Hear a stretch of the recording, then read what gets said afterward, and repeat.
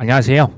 크립토튜브입니다. 이번 시간에는 지금도 꾸준히 제가 사고 있는 코인들이 있습니다. 무슨 내용인지 살펴보시죠. 크립토 데디가 있습니다. 이 오른쪽에 보이는 이분 기억하십니까? SEC의 헤스터 피어스 위원인데요. 이분의 별명이 크립토맘, 크립토 엄마입니다. 그러니까 친코인이라는 거죠. 그 왼쪽에 있는 이분이 바로 전 CFTC의 위원장이었어요. 이분의 별명이 크립토 데디입니다. 크립토 아빠죠. 크립토 아빠와 엄마는 코인에 긍정적일까요? 부정적일까요? 당연히 긍정적이겠죠. 실은 지금 백악관에 그 암호화폐 차르 있죠. 그 데이비드 삭스 이전에 이 암호화폐 차르의 후보에 바로 이 크리스 지안카를로가 이제 유력한 후보였었다. 뭐 이런 기사입니다. 핵심은 뭐냐면요. 미 규제 기관의 대표격인 SEC와 CFTC, 지금 대표적인 친코인 인사가 지금 어떤 식으로든 지금 일을 하고 있는 겁니다. 아까 보셨던 그 미국의 전 CFTC 위원장 그 지안 까를로, 이분이 이번에는 암호화폐 은행 시그넘의 고문으로 합류했다. 뭐 하려고 갔을까요? 규제 및 전략적 파트너십에 대한 자문을 제공할 것이다. 당연히 미국의 코인 규제, 민간 제휴에 있어서 긍정적인 영향을 미칠까요? 부정적일까요? 당연히 긍정적이겠죠. 코인의 규제는요, 제가 계속 반복을 하지만 이 코인의 규제라고 하는 부분, 법, 기준, 애매했던 것들은 결국 이게 비트코인 관련입니까? 알트코인 관련입니까? 다 알트코인 관련이에요. 스테이블 코인도 뭐 물론 있죠. 비트나 사실 선택받은 알트코인에 있어서는 이게 사실은 굉장히 긍정적인 뉴스가 될 수밖에 없는 거죠. 지금 참고로 비트코인 도미넌스가 64가 넘습니다. 여전히 비트코인만 킹 왕짱이죠. 비트코인은 지금 신고점, 이제 우리나라 원화 기준 말고요. 달러 기준으로는 최고가를 이미 돌파를 했었죠. 주요 알트코인은 지금 뭐 하고 있냐는 거죠. 생각보다 지지부진하다라는 생각 당연히 드시겠죠. 그래서 실은 저는 조금씩 뭐 담고 있습니다. 비트코인이 10만 달러 지지선을 테스트하고 있다. 테스트할 수도 있다. 정확히는 기술적인 모멘텀이 조금 약화되고 있다. 이거 뭐 쉽게 말씀드리면 비트코인 지금 상승 추세에 있는 거 맞아. 근데 잠시 쉬어갈 수 있어. 뭐 이런 얘기입니다. 골든 뭐 크로스가 이제 발생을 해서 장기적인 추세는 이어지고 있다. 그래서 오랜만에 비트코인 가격 차트를 한번 찾아봤는데요. 그 전에 비트코인 도미넌스부터 한번 보시죠. 대략 64% 이상입니다. 이게 22년 말부터 해가지고요. 거의 2년 반 동안 이렇게까지 오를 수 있을까 싶을 만큼 비트코인 도미넌스가 치솟았습니다. 이건 저도 예상을 못했어요. 이렇게까지 오래 정말 뭐 higher for longer 이렇게 되고 있습니다. 예전에 꼭 미국 기준금리처럼요. 근데 저는 이 비트코인 도미넌스가 이런 식으로 물결 무늬를 주면서 이제 밑으로 흘러내릴 것이다. 이게 뭐 몇 달 만에 이루어지는 얘기가 실은 아닙니다. 뭐 1년에서 뭐 심지어 1년 반 이상까지도 전 갈 수 있다고 봐요. 자, 비트코인 도미넌스가 도대체 떨어질 수는 있는 거냐? 그리고 최근에는 왜 떨어졌냐? 지난 비트코인 도미넌스가 왜 올랐냐? 그리고 언제쯤 이제 회복될 수가 있을까? 비트코인 가격이 왜 올랐냐? 왜 비트코인 도미넌스가 계속 오르고 있냐? 저는요, 이제 그들의 내러티브, 이 판을 짜신 분들이 비트코인 퍼스트를 외치고 있어요. 비트코인 먼저, 비트코인 우선주의를 하고 있어요. 내러티브가 뭡니까? 뭐 디지털 골드 아닙니까? 그 디지털 골드라고 하는 내러티브를 만들어서 우리들의 뇌에 각인시키는데 실은 13년 정도 걸렸습니다. 이거 되게 오래 걸렸어요. 항상 비트코인 사기였잖아요. 지난 20년, 21년, 22년, 심지어 19년, 18년부터 블랙락이 뭐를 그렇게 많이 샀을까요? 서클, 코인베이스, 채굴하는 대형 채굴 기업, 마이크로 스트래티지, 뭐 여러 가지 주요 인프라 회사들, 비트코인 채굴사들, 이거 다 그냥 싹쓸이 했습니다. 뭐 물론 블랙락만 한 건 아니고요. 22년 5월달 테라루나, 11월달 FTX 이런 사건을 빵빵 터트려주면 어떤 일이 일어날까요? 우리 같은 일반 투자자들은 코인 근처 얼씬도 못하는 거예요. 비트코인의 B자만 꺼내면 너 아직도 그런 거 아니야? 막 욕을 하고 비판을 하고 그랬었죠. 23년 6월달 블랙록에서 비트코인 현물 ETF를 신청합니다. 신청과 동시에 프리패스라고 계속 얘기를 드렸죠. 하지만 그때만 해도 이제 불신이었어요. 이거 뭐 되는 거야, 마는 거야. 사람들이 실은 별 관심이 없죠. 왜냐하면 너무나 뜨겁게 다들 됐기 때문에. 24년 1월 달이죠. SEC의 그 악명 높았던 게리 갠슬러가 이상하게도 블랙록의 비트코인 현물 ETF를 승인해 줍니다. 물론 동시에 여러 개를 승인했죠. 23년 그때부터 현재까지도 비트코인만 킹왕짱이에요. 이더리움은 지금 어떻습니까? 게리 갠슬러가 예전에 이더리움에 대해서는 특히 이제 2018년, 19년 이 MIT 교수 시절 아닙니다. 그때는 이더리움 막 찬양을 했어요. 그때 이것도 상품이다. 심지어 뭐 그때 뭐 흰머니입니까? 다 얘기는 했었는데 이제 재임 시절, SEC 재임 시절에는 이더리움 기자들이 이거 뭐 증권입니까? 뭡니까? 물어보면 상품입니까? 항상 노 코멘트 했어요. 기억나십니까? 그 얘기가 무슨 얘기냐면요. Ethereum is something이라는 얘기예요. Ethereum is special이라는 얘기를 이 자기 입으로 할 수 없어요. 왜요? 세력들이 이거 발설하면 안 되거든요. 돈을 받았으면 본인 역할 극해야죠. 근데 이더리움이 상품이다, 화폐다, 뭐 증권이다 하는 순간 큰일 나는 거죠. 당연히 입막음을 할 수밖에 없었고, 근데 웬걸 24년 5월달 사실상 이더리움 ETF가 승인이 됐죠. 사실상. 그리고 7월 달에 이제 최종 승인이 됐었습니다. 근데 핵심은 왜 스테이킹을 뺐냐 이거죠. 왜 현물 상환을 아니고 현금 상환으로만 비트코인 이더리움 ETF 승인했냐는 거예요.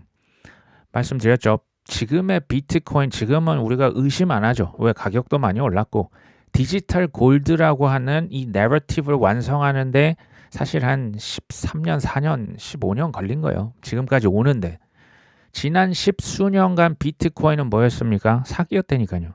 이 역사가 반복되는 겁니다. 제가 그 패턴을 말씀드린 거예요. 비트코인은 사기다. 뭐 이제 하락장 18년, 19년, 22년, 23년 이게 무슨 얘기입니까? 애들은 가라. 더 정확히는 니들은 가라 이거예요. 일반인들 너희들은 이거 다 이제 떨어뜨려 놓고 그 자리에 그냥 폭락했을 때 팔고 떠나라. 지금 이 친구들의 주장이 뭐다? 내러티브. 알트는 사기다라니까요. 이더리움은 사기다. 물론 과거 한 7년간 리플은 사기였잖아요. 예, 뭐 리플도 알트죠. 애들 니들은 좀 가라 좀. 지금 이러고 있는 거예요. 저한테는 이게 뻔히 보여. 근데 뭐 생각해 보십시오. 비트코인, 이더리움, XRP, 솔라나 이 위에다가 이제 제가 뒤에서 말씀드리지만 모든 세상에 가치 있는 것들 싹 다 고속도로 위에 얹혀야 되는데 비트코인 넘사벽이고 그 소중한 자산들을 일반인들이 너무 많이 들고 있어요. FTX 출동해야죠. 테라로나 밑장 빼야죠. 왜요? 그렇게 하면 다 던지고 떠날 테니까. 가격만 떨쳐버리면 다 도망칩니다. 99.9%. 진짜 그래요. 그동안 리플의 작업을 했다면 지금 어디에 작업을 한다? 이더리움에 작업했잖아요. 오랫동안. 현물 ETF 승인해놓고 이거 봐라. 이거 되니? 가격만 떨어뜨리면 된다니까요. 안고도 실은 썩 뺐죠. 안고가 뭡니까? 기관들이 이자를 얼마나 좋아하는데요. 미국채에 투자하는 이유가 시세 차익보다는 이자 받으려고 실은 하는 겁니다. 안전하게 이자 받는 거. 현물 상환 이거 뺐잖아요. 그러면 이제 질문이 이건 거죠. 이더리움 이자 주는 거, 저기 현물 상환하는 거 언제쯤 가능할까요? 사실 이 질문은 동의어가 뭐냐? 알트코인 불장 언제 올까요?랑 똑같은 말입니다. 진짜 불장. 솔직히 뭐 저도 이게 뭐 언제 올 것이다 뭐 이걸 정확히 누가 알겠습니까?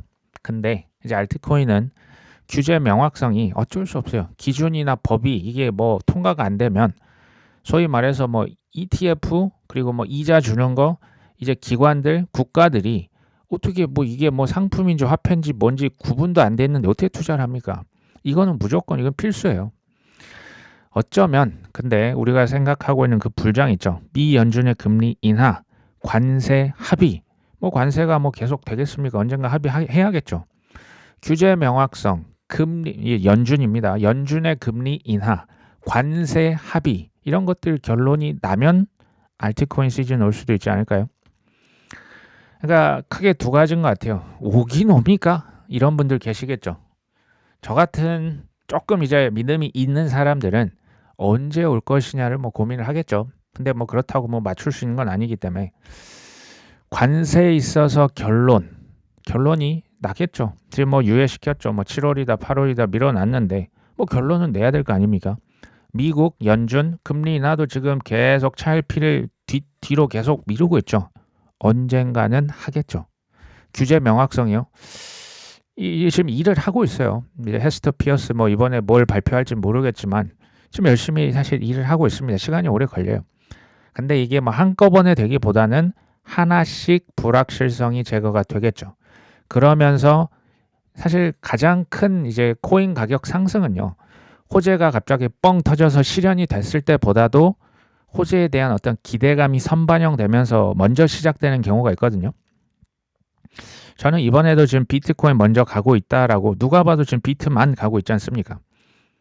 라지캡, 그 다음에 중간 코인, 작은 코인 이런 식으로 갈 텐데 비트코인도 저는 아직 터무니없이 덜 갔다라고 생각해요.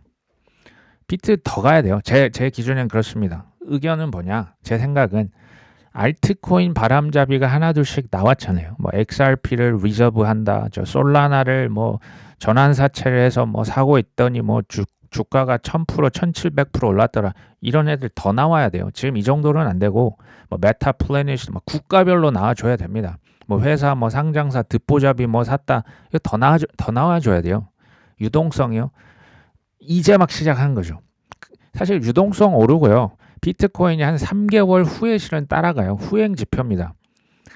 알트는 그것보다 실은 더 늦은 거죠. 알트 시즌은 조금 더 그래서 기다려야 되지 않나. 이런 일이 발생했을 때 알트 시즌이 왔을 때 비트코인 더미넌스가 생각보다 일시에 확 급락할 수가 있어요. 이게 실은 작년 11월부터 12월 초에 있었던 일입니다. 코인베이스 앱 랭크봇 이제 트위터 가시면 팔로우 하실 수 있어요. 거기 보시면 작년 12월 초에요. 이게 한 30위까지 올라갔어요. 그리고 참고로 코인베이스 앱 랭크봇이 1위를 기록했을 때가 언제냐? 2021년 4월달, 2017년 12월달이에요. 뭐 이번에도 꼭 1위를 찍는다. 그것까지 뭐 제가 모르겠지만 어쨌든 이게 올라가야죠. 지금 뭐 제가 저번에 보여드렸지 않습니까? 지금 300이 바깥에서 놀고 있어요. 일반인들 아무 관심 없고 특히 알트코인 완전 천대받고 있는 거예요. 그 전까지 그러면 우량 알트코인 또는 비트코인 좋죠. 뭐 비트코인은 그냥 뭐 적금 듣는다 이제 생각하시면 되고 우량 알트코인은 이왕이면 가격 변동성이 크니까 좀 재미없을 때, 좀 파란색이 푸르딩딩 할 때, 그럴 때 꾸준히 매집을 하면 어떨까?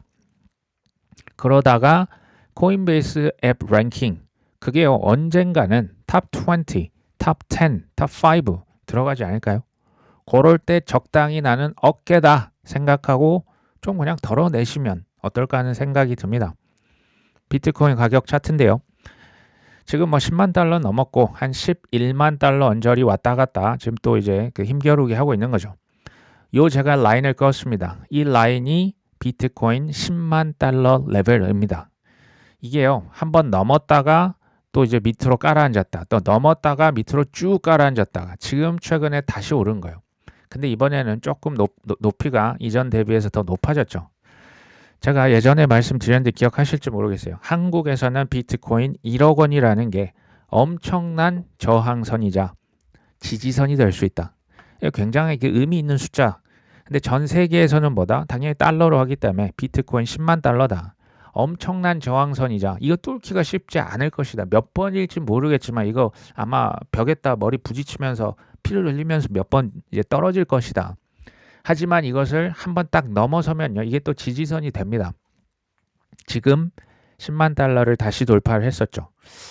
물론 이게 이제 미래에 대한 영역이죠. 전 선물 옵션 이런 걸 안 하기 때문에 우상향을 여기서 더 할 수 있겠냐 아니면 10만 달러 밑으로 다시 한번 밑으로 내리꽂겠냐 알 길이 없습니다. 그럼에도 이제 굳이 한번 뭐 이제 생각을 말씀드리면 아마도 이제 우상향을 하면서 10만 달러를 이제 지지를 하면서 조금 더 우상향을 최소한 당분간 하지 않을까라는 생각은 해봅니다.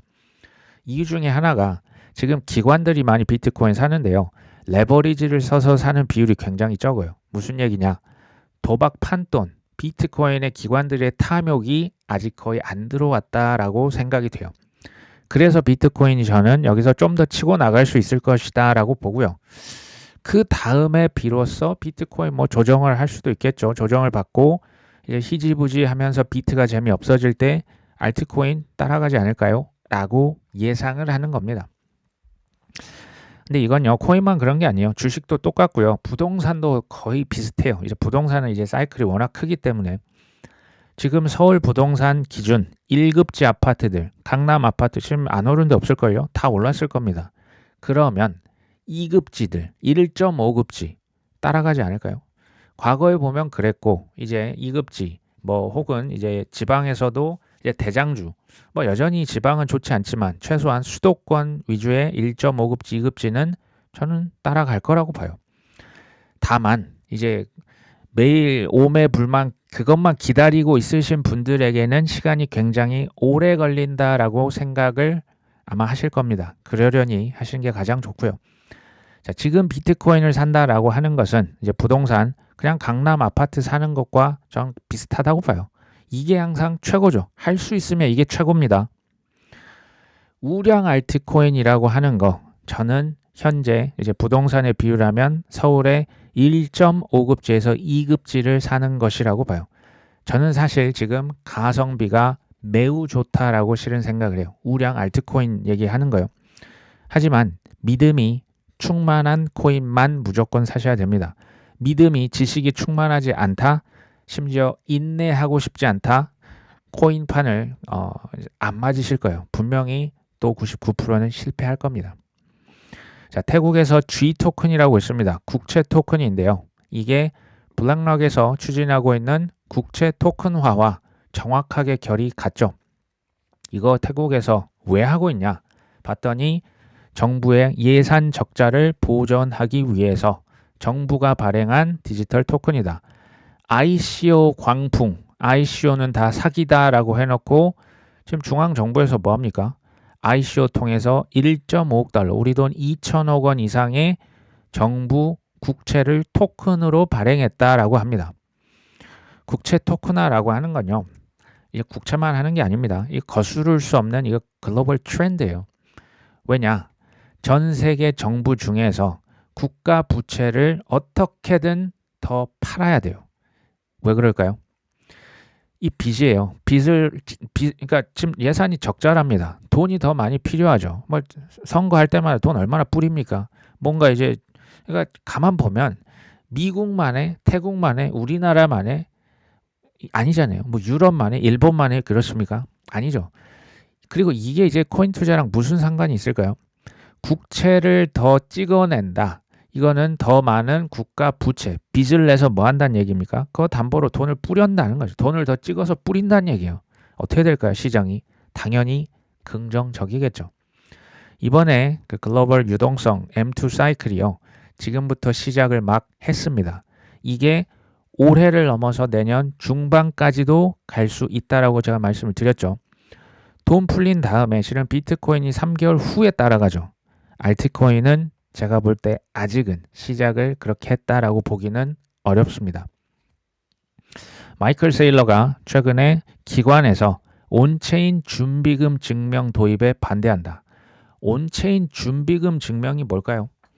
온체인으로 그 준비금, 누가 어떤 코인을 얼마마치 몇 개를 어디에 보관하고 있냐, 이것을 실시간으로 우리가 일반인들이 실은 들여다볼 수 있는 게 온체인 준비금 증명이에요. 더 이제 그 실제적으로 말씀드리면 고객에 내가 이제 투자한 뭐 ETF든 비트코인, 이더리움 뭐 거래소에 있든 그 코인이 그 돈이 뒷받침될 수 있는 준비금 이거 충분하니? 라고 물어보기 위해서 우리가 그게 이제 돼야 믿고 투자를 할 거 아닙니까? 그게 바로 기관 온체인 준비금 증명인데 이거를 왜 반대하고 있을까요? 뭐 이 세일러 말입니다. 온체인 준비금 증명 방식은 발행인, 보관 기관, 거래소, 투자자들의 보안 리스크를 확대시킬 수 있다. 예를 들면 우리 뭐 업비트라고 치겠습니다. 업비트에 우리가 이제 딱 켜면 뭐 비트코인 몇 개, 이더리움 몇 개, 이게 눈으로 딱 보이죠. 그 이제 우리 눈에 보이지만 실제 업비트에서 가정을 하는 겁니다. 우리한테 그렇게 화면에 띄워놓고 예전에 보면 사기쳤던 거래소들 그거잖아요. 우리가 봤을 땐 코인 있는 것처럼 해놓고 뒷단에서 다 이상한 데 다 팔아버리고 먹튀해버린 거예요. 그러면 실제 장부상의 코인과 실제 우리 그 보유금, 준비금이 일치하지 않는 거죠. 무슨 일이 발생했을 때 그 이제 반환을 할 수가 없는 거죠. 이거를 좋은 제도지 않습니까? 이거 왜 반대했을까요? 자, 준비금이란 기관이 보유한 자산을 말합니다. 준비금 증명은 기관이 모든 고객 잔고를 보호할 수 있을 만큼 충분한 준비금을 보유하고 있음을 확인하는 한 가지 방법이죠. 독립된 제3자가 감사를 하는 것이 바람직하다. 이 틀린 말이 하나도 없습니다.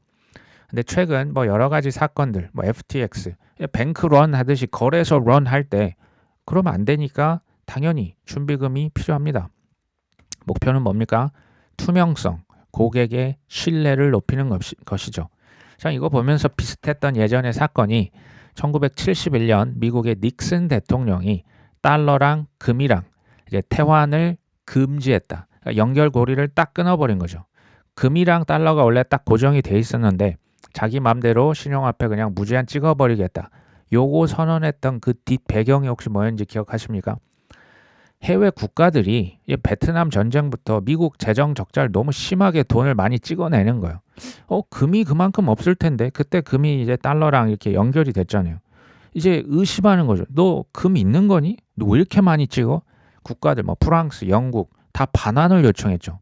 나 너 못 믿겠어. 그 느낌인 거예요. 그러니까 지금 포트녹스라고 하는 데다 이제 금을 실제 놔두고 있죠. 근데 이거 진짜 금 너희들 얼마 몇 개나 몇 톤이나 들고 있니? 실사해야 된다. 감사해야 된다. 근데 항상 어물쩍하고 넘어갔던 거 기억하십니까? 있다니까. 있어. 그거 왜? 뭐 보여줘? 한 절반 정도는 보여줬던 걸로 기억을 하는데 전부 보여줬던 적은 글쎄요. 전 기억이 나지는 않습니다. 이런 느낌이죠. 명분은 뭐였습니까? 보안 위험이 있대. 너 해킹되면 뭐 네가 책임질 거야? 이거 뭐 사고 나면 이거 뭐 근데요. 실은 온체인 증명을 제가 조금 적나라하게 표현하면 월가 전통 금융 엘리트들의 실시간 재산 공개를 의미해요. 이거는 빼박이 이렇게 돼버리고 온체인은 그대로 빡 드러나는 거기 때문에 그 논리대로라면 우리도 CBDC를 쓰면 강요하면 정부에서 강요하면 안 됩니다. 왜 그렇습니까? 투명하고 신뢰받는 화폐 뭐 그거는 뭐 맞다고 치겠습니다. 우리들의 일거수일투족 다 감시해도 됩니까? 이게 다 투명하게 공개가 돼버리면 어떤 일이 발생할까요? 글로벌 엘리트들이 그동안 수도 없이 썼던 무법지대에서 썼던 회색지대에서 썼던 코인판 밑장 빼기가 불가능해집니다. 기가 막힌 노릇입니다. 자, 트럼프 미디어 이거 제 동생도 말씀드렸죠. 지금 트럼프 회사 만들어 놓은 여러 회사 중에 하나인데요. 무려 4조 1천억 원을 모아서 코인에 투자한답니다. 신주 발행으로 20억 달러, 나머지 10억 달러는 전환사채. 이 돈이 어디서 나올까요? 이게 보니까 그 비트코인 컨퍼런스에서 발표될 가능성이 있는데 언론사에서 먼저 이제 그 공유를 한 거죠. 이거는 트럼프 아들들이 이거 딱 발표하면서 스포트라이트 딱 받으면서 뭐 히어로 이렇게 등극을 했어야 되는데 먼저 이제 김이 좀 센 감이 있습니다. 뭐 발표할지는 한번 지켜보시면 알겠고 4조 원이라는 돈은요. 상식적으로 그냥 트럼프 아들들 혹은 트럼프 대통령 주머니에서 나올 수 있는 돈이 아닙니다. 그렇죠. 무슨 뭐 40억, 400억도 아니고요. 뒤에 누가 있을까요?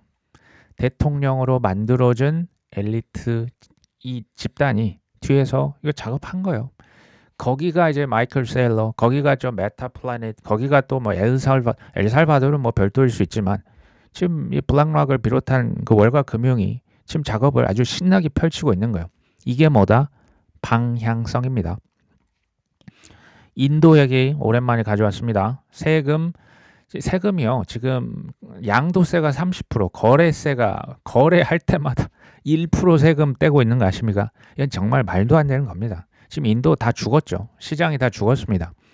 한때 범죄 악용 우려로 인해서 인도에서 외면받던 코인 산업이 정책 이반자들의 인식 변화 속에서 점차 수용이 되고 있다.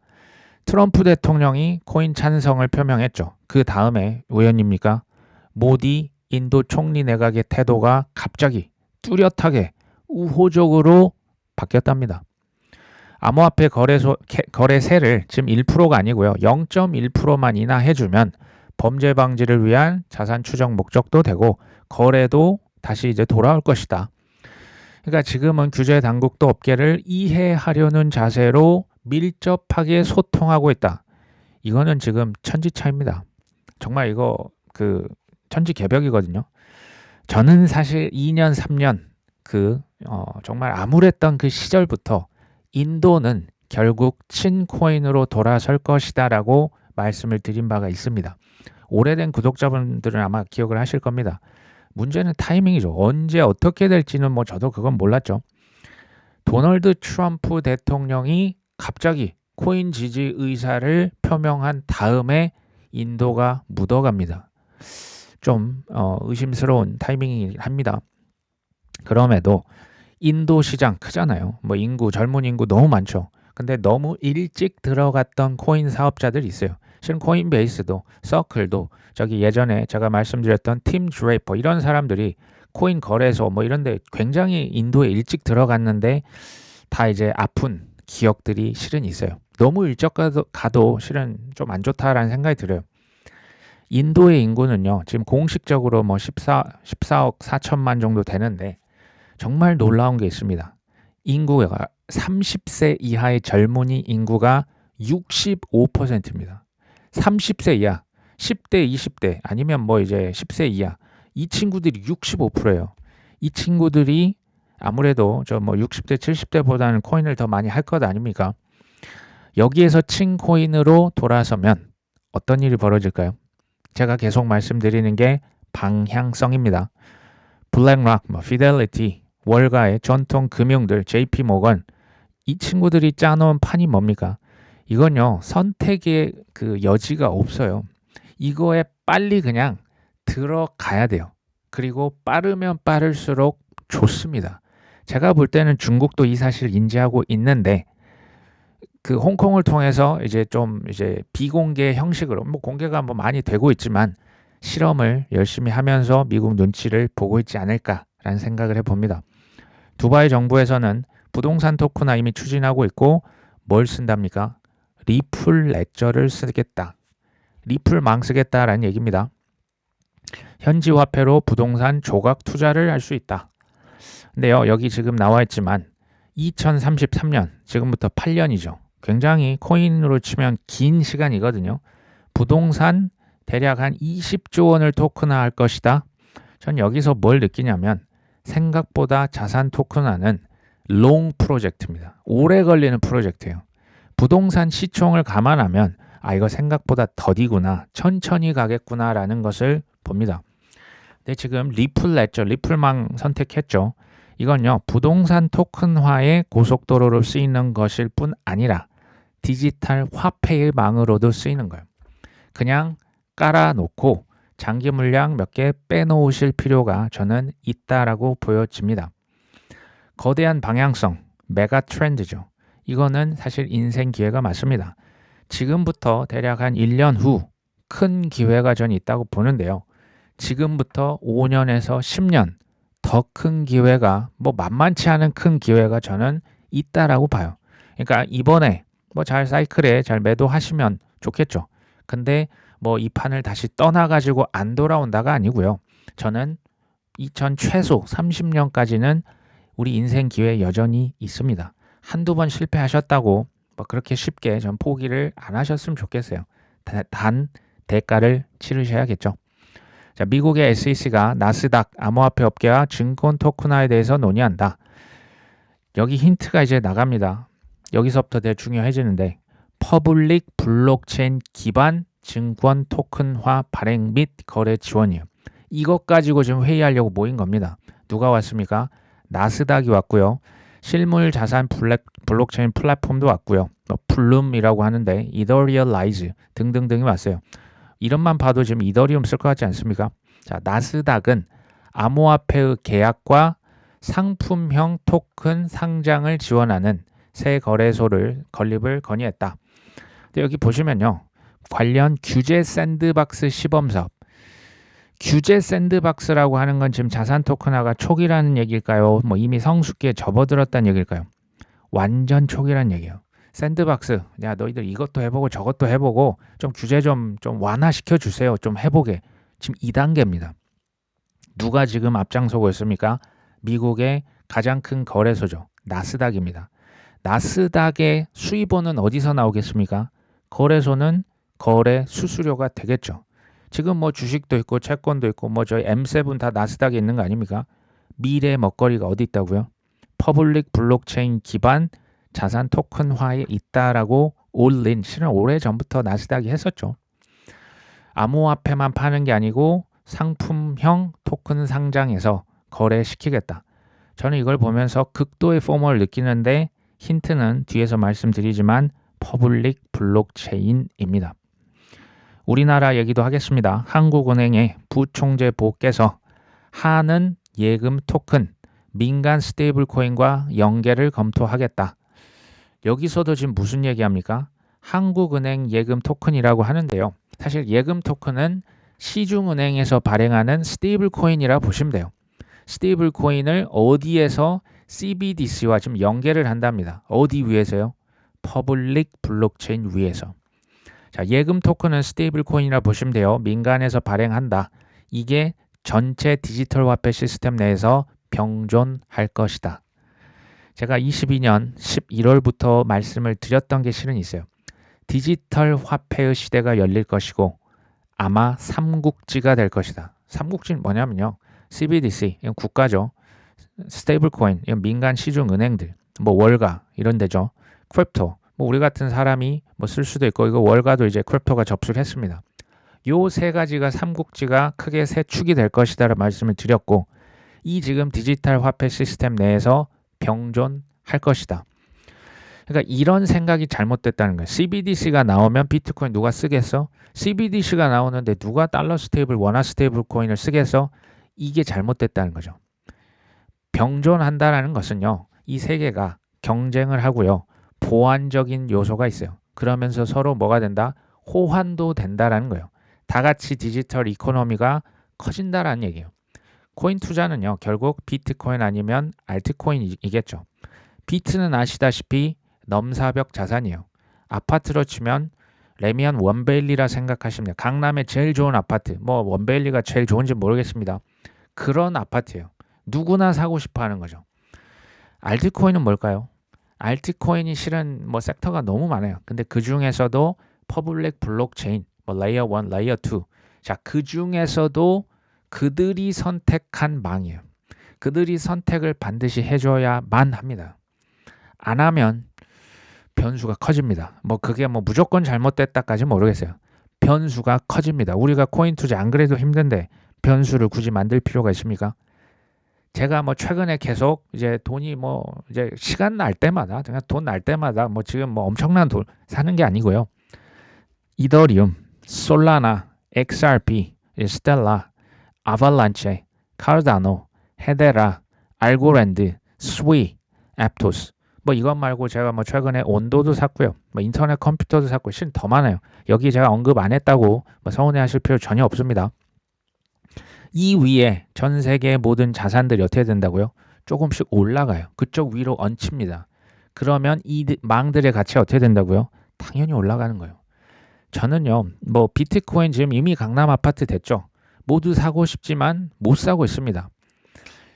반면 알트코인은 제가 볼 때 ETF 후보군, 미국 얘기하는 겁니다. 아직 저평가돼 있다라고 저는 보는 거예요. 쉽게 말하면 안전마진이 있어요. 잃어도 손실을 날 수 있습니다. 언제 알트를 사도 무조건 반토막 이거 디폴트로 가져가셔야 되는 거예요. 알트는 원래 그런 거예요. 원래 위험한 겁니다. 근데 잃어도 손실이 지금은 상대적으로 적겠다라고 보는 거죠.